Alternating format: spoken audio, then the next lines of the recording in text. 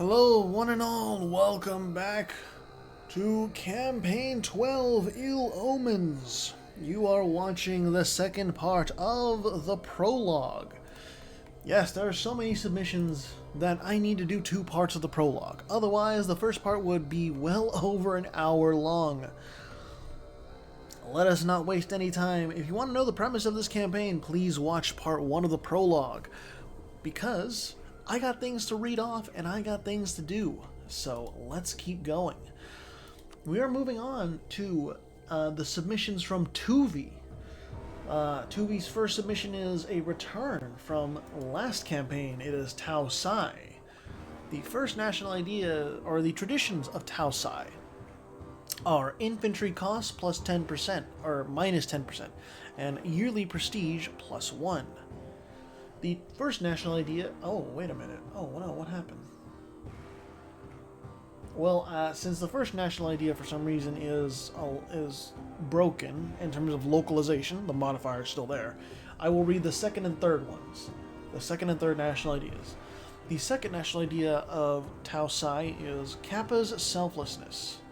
The Kappa units that fight under Tau Sai give their utmost support for his operation. Discipline plus 5%.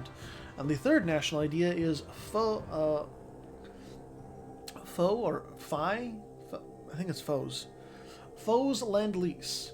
After requesting an armada from the outside boundaries of the galaxy, Foe was more than happy to lend a hand with genius ship designs Tau Sai is able to make great use of, as he has promised. Morale of navies plus 20%. So, Tau Sai, their national ideas, at least once they start unlocking them, they're going to be pretty damn good. So, Tau Sai just needs to survive in the face of aggression from other factors, like Barry, Wasconia, you know. And there's also Holland over here giving me fucking PTSD just by looking at it. Ugh. The next submission from Tuvi is Qi Shi. The traditions of Qi Shi are innovativeness gain plus 50% and administrative technology costs minus 10%. The first national idea is Xi's studies of negotiation. Excuse me. Xi discovers ways to promote diplomatic speech and the Naval Academy.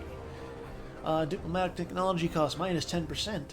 And the second national idea is Qi's experimentation. Qi always finds ways to see which material burns the fastest to what elemental composition. Military technology costs minus 10%. So, Qi Shi, they're going to be a bit of a slow burner, and they will have to watch out for Norge right here. Because in the test run, Qi Shi got run out of this part of Norway because they could not keep up with Norge. This land just inherently is not as well off, normally, as this land over here by Akershus and such. However, if Qi Shi is able to thrive long enough, that technology discount, or all three of those technology discounts, should be showing their stuff later on. The third submission from Tuvi is Delta Squadrons.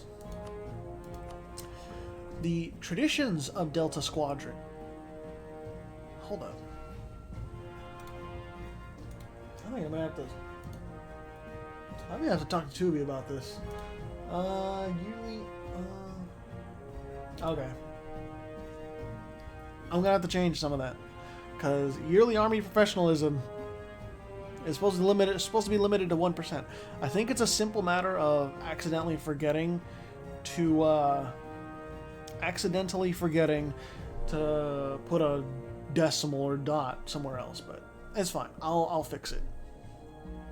Anyways, the traditions, what they will be, caravan power plus 30% and yearly army professionalism plus 1%. The first national idea is tiny and compact. Delta munitions are light, small, compact, and efficient in their design. Land maintenance modifier minus 10%. The second national idea is Delta circulation.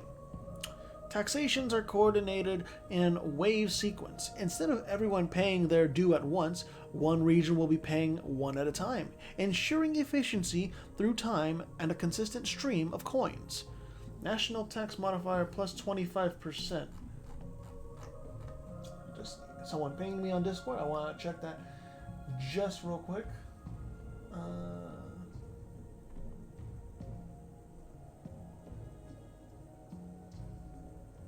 Bro, why?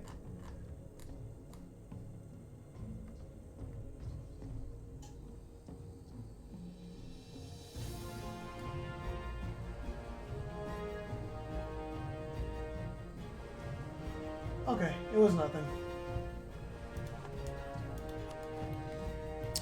Anyways, with Tuvi's submissions out of the way, I am curious though, what is going to happen between Delta Squadrons and Bashkiria? Because that's really the big question for the step. Because if Delta Squadron wins out and they become very big over here, they can go into Russia, they can go into Central Asia, they can go over east. They have a lot of options. And it's the same thing with, it's a similar situation with Tau Sai. If Tau Sai wins over here, they have a lot of avenues they could go toward. They could go toward Holland, they can go toward Wasconia, but it's just, Delta Squadron is going to be much more of a slow burner compared to everything else Tuvi has submitted. Oh, I forgot, Tuvi has one more. He has zombies.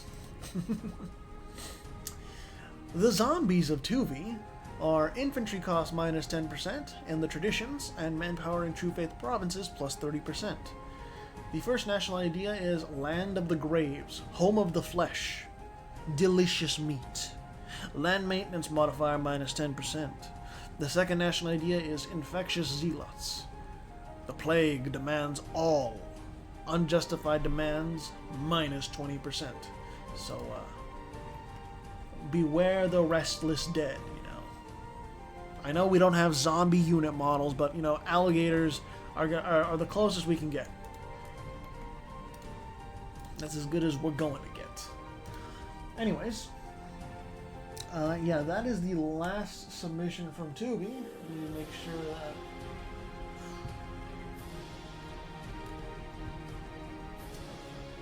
That is my Excel sheet. Next, apparently, is Duck with the Jianzhou Alliance. And he sent me a little something. Let's see. Okay, so it's just whenever I see Dream Chasers, it's supposed to be Dream Weavers. Got it. I got it. So, for the Jianzhou Alliance... And yes, I did rename it. Galley cost minus 10% and average monarch lifespan plus 30%. Those are the traditions. The first national idea is evolving... Actually, did you localize this, Doug? Doug, hold on.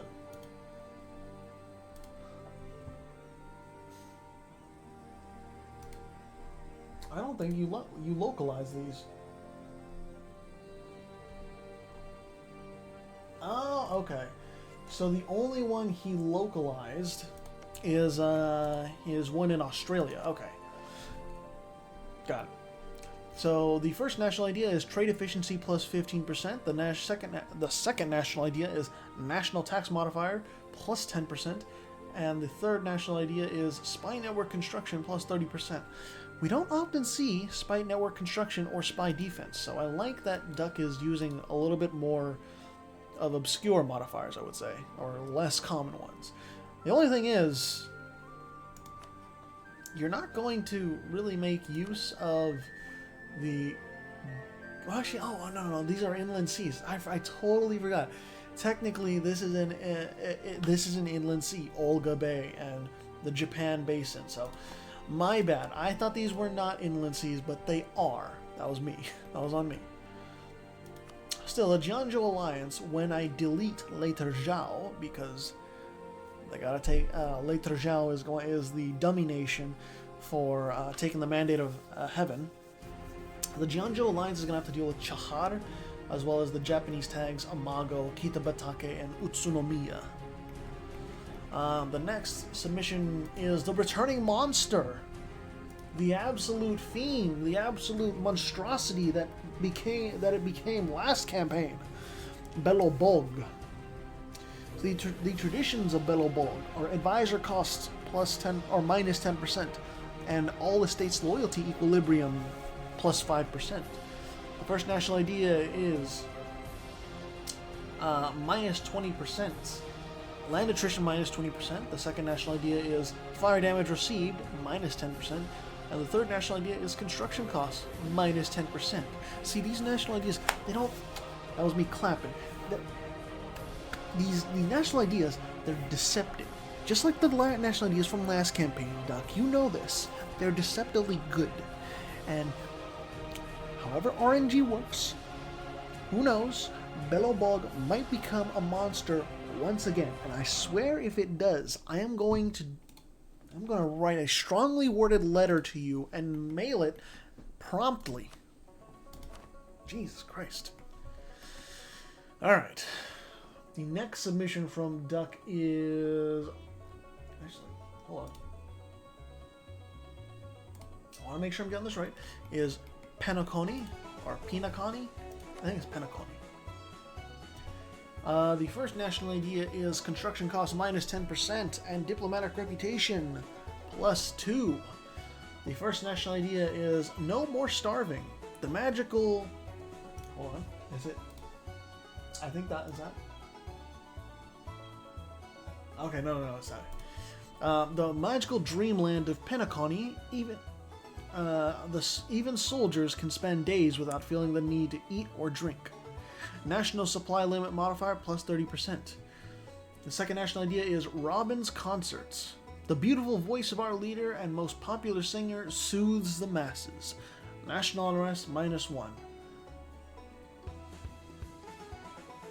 I don't... Oh, okay, so yeah, Dream Chasers is supposed to be changed over to Dream Weavers. So, you know, if and when I get to these national ideas in the future, Duck, you can rest assured I will try to remember that.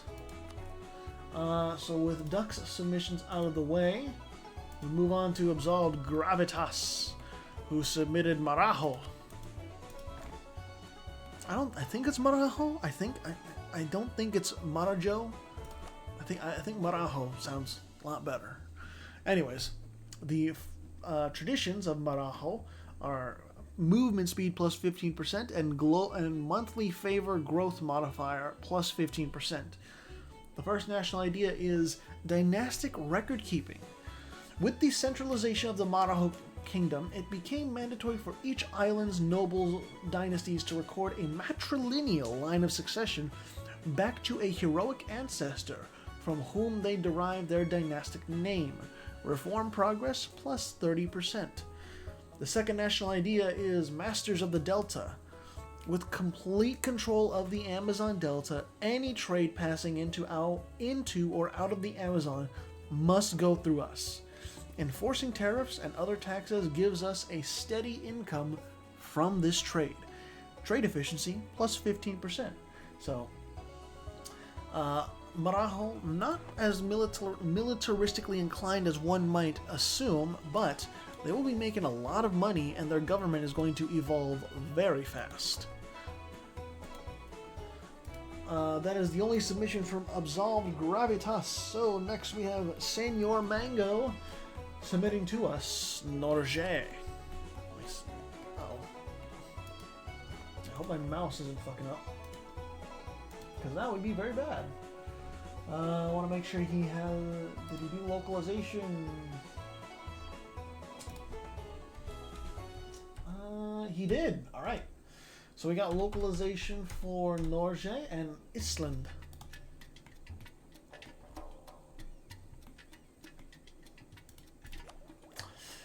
So the traditions of Norge are reinforced speed minus 22.5% and admiral cost minus 25%. The first national idea is Twilight of the Gods. Slick as grease and cold as ice, there is a lie in every meaning. Differences are trivial in the fjords and the sea. Gods of countless religions hold no power against the tide, and we have now found ourselves in. The second national idea is Shores in Flames. The wild, cold, deep... What? The wild, cold, deep black ocean's waves invite Norwegians' hungry hearts. Our mothers, daughters, and wives alike do not cry, for everyone knows will return. Only death can keep us apart. Naval force limit plus 22.5%. If Norge takes off, I'm excited to see how big of a navy they can get and how good they will be in terms of contesting for naval dominance in the North Sea and even the Baltic, actually, because taking over the lands that would normally be Denmark, Norge could actually wield a lot of power over here. Next up, we have Iceland. The national ID, the traditions of Iceland are galley cost minus 10% and transport cost minus 15%. The first national idea is Wanderlust in the Sea. The wild, cold, deep black oceans... excuse me. The wild, cold, deep black ocean's waves invite hungry hearts of many. Whether this is through fish, walruses, or whales is trivial, for all serve to bolster our navy. Merchant fleet and military fleet need to be equally capable in these seductive blues. Morale of navies plus 10%. And the second national idea is free as the wind. Our men, women, and children are free in their bitter home. Though ocean currents and bitter frost give us a seductive reminder of death, the winds fill our souls. When we die, the winds of Iceland are strong enough to carry us to the hall up high. Land maintenance modifier minus 5%. So, Iceland, they're going to have a little bit of a hard time here trying to get a foothold in Europe, but given that I gave them... all nations have additional colonizing speed early, just from the very, very beginning. Instead of 10 settlers per year, it's 40 or 50. I'm pretty confident Iceland will do pretty well. Or at least they'll be able to get land in Europe and from there start to do things. They're not going to be like Tausai from last campaign, because I remember Tausai started in Iceland last campaign and I fucked up on the colonial range. So, I didn't fuck up this time. Iceland actually has enough colonial range. Let me see. Let me show you. See? Iceland can actually colonize a lot of stuff, so they are not, they're not just left out in the cold for the first 3 technology levels. The other submission from Mango is Constantinopolitanum. Yeah, I don't know that name, but sure. The traditions of Constantinople, as I'm just going to be calling it, it's easier that way, is global monthly devastation minus 0.15, and then military technology cost minus 5%. The first national idea of Constantinopolitanum. Are we really doing this? The Fourth Crusade. Though the Pope was mortified by the lack of conscience, our sanctity bore no relevance. The pleas for mercy that Greeks had fallen upon unhearing ears. Our realm may be foreign, but our presence will not be. Land maintenance modifier minus 10%. The second national idea is avenging the fall of Troy. How dare the Greeks claim to be Romans when they were responsible for the fall of Troy, the ancestral home of Aeneas and ancestors of Rome? If anything, what we Latins have done was avenge the fall of our symbolical home by putting an end to the impostors. Stability cost modifier minus 10%. So, there's no, it's called Constantinopolitanum isn't super militarized, but I'm very curious to see how they do, since Mentesi is no longer here. In the test run, I put down Mentesi as a vanilla tag and replaced them with Ramazan. So it's going to be interesting. It's going to be really interesting. The last submissions we have are from a returning submitter, Red Panda. Red Panda participated in a AI-only campaign, I think like more than a year ago at this point. He's come back with a full slate of submissions, though. First submission is Transvaal. The traditions of Transvaal are diplomatic reputation +2 and can create client states. The first national idea is Boer Commando Tactics. The Boer Commandos were the most famous units during the Boer Wars, managing to beat the British plenty. Let us not forget this practice. Hold up. Let me. I need to check something. Okay. That's good. Manpower in same culture group provinces +50%. Second national idea is escape the British. With the Cape Colony being ever more strangled by the British, we must move more inland and establish new communities away from their dominion. Colonists +1. So, yeah, Transvaal, they don't have many neighbors. They're going to fucking take off. Time will tell, though, if Transvaal is going to be able to hold out when people come knocking and looking for land in South Africa. The second submission by Panda is over here. Jaxa or Jaksha. I'm not entirely sure how to pronounce it. I was told that it could be pronounced either way, so I'll just do Jaksha. The traditions of Jaksha are yearly legitimacy +1 and goods produced modifier +10%. And the first national idea is fight back the Cossacks. The Cossacks attempted to crush many times, but our victories against them only motivated the neighboring tribes to recognize our strength. Land leader shock +1. The second national idea is the Siberian governor failure.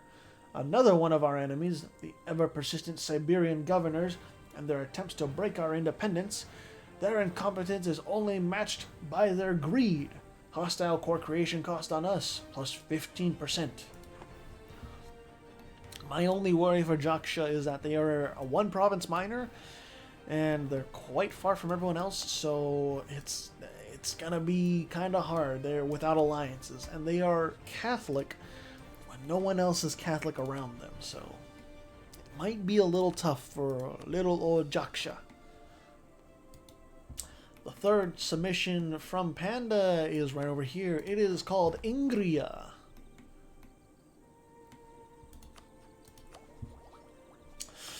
The traditions of Ingria are stability cost modifier -5% and fort defense +20%.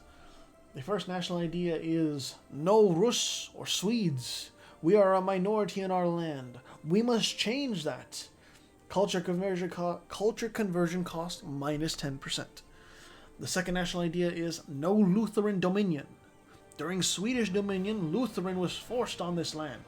We must make sure this never happens again. Missionary strength +2%.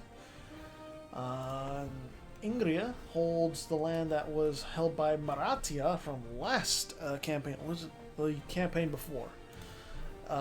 Either way, this is a very coveted land, I would say. That port at Neva is really nice, and just in general, this kind of choke point area, where this is a choke point right here and over here, pretty good land to be right next to if you want to be a sort of power player in the region, I would say.